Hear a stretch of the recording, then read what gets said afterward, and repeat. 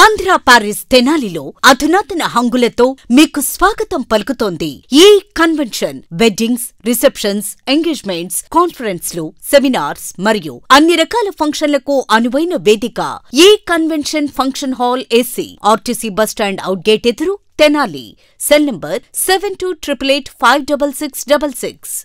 ప్రజా ఫార్మసీ అనే మందుల షాపు మన గౌరవ మంత్రివర్యులు నాదెండ్ల మనోహర్ గారి చేతుల మీదుగా ఓపెన్ అయిందండి. ఇదిగో ప్రతి సామాన్యుడికి అందుబాటు ధరలో నాణ్యమైన మందులు ఇచ్చేస్తున్నారండి. మరి ఆర్డర్ ప్రకారం ఎలాంటి మందులైనా తెప్పించేస్తున్నారండి. ప్రతిరోజు ఉదయం 7 గంటల నుండి రాత్రి 11:30 వరకు ఎప్పుడు తెరిచే ఉంచేస్తున్నారండి. ఇదిగో అల్లో గాంధీ చౌక్ లేదు, అక్కడ నెహ్రూ రోడ్లోనండి.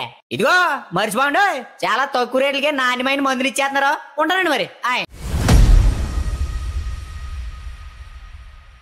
తెనాలిలో తెలుగు సాహితీ సాంస్కృతిక మహోత్సవాలు ఎంతో వేడుకగా జరుగుతూ ఉన్నాయి. బొల్లిమంత శివరామకృష్ణ ఫౌండేషన్ ఆధ్వర్యంలో రామకృష్ణ కవి కళాక్షేత్రంలో 2వ రోజు ఆదివారం ఉదయం నుండి కూడా ప్రత్యేక కార్యక్రమాలు నిర్వహించారు. ఈరోజు ఉదయం 9 గంటల నుంచే కూడా విద్యార్థినులతో ప్రత్యేక నృత్య ప్రదర్శన ఏర్పాటు చేశారు. మహానాట్య నీరాజనం పేరుతో దాదాపు 500 మంది కూచిపూడి నాట్య కళాకారిణులు ఈ ప్రదర్శనలో పాల్గొన్నారు. రామకృష్ణ కవి కళాక్షేత్ర ప్రాంగణంలో ఒకేసారి 500 మంది విద్యార్థులందరూ కూడా ఈ ప్రదర్శనలో పాల్గొని అందరినీ కూడా ఎంతగానో అబ్బురపరిచారు. తెనాలి పట్టణానికి చెందినటువంటి నాట్య గురువులు వీరందరినీ కూడా విద్యార్థులందరితో ప్రత్యేక శిక్షణ ఇచ్చి వారందరినీ ఈ ప్రదర్శనకు అయితే తీసుకొచ్చారు.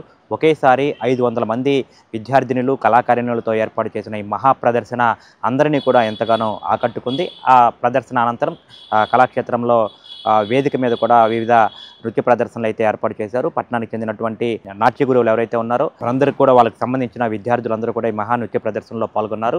రామకృష్ణ కళాక్షేత్రంలో ఆ మహా నాట్య ప్రదర్శన నాట్య నీరాజనం అయిపోయిన తర్వాత ప్రత్యేకంగా వేదిక మీద కూడా మధ్యాహ్నం వరకు నాట్య ప్రదర్శనలు అవి కూడా కొనసాగుతూ ఉన్నాయి. చిన్నపిల్లలు, చాలా చిన్నపిల్లల దగ్గర నుంచి 3 సంవత్సరాల చిన్నారుల దగ్గర నుంచి కూడా యువతుల వరకు కూడా ఈ నాట్య ప్రదర్శనలో పాల్గొని వివిధ రకాల ప్రదర్శనలు ఏర్పాటు చేశారు. మొత్తంగా ఈ ప్రేక్షకులందరూ కూడా ఈ ప్రదర్శన తిలకించి విద్యార్థులందరినీ ప్రత్యేకంగా అభినందించారు.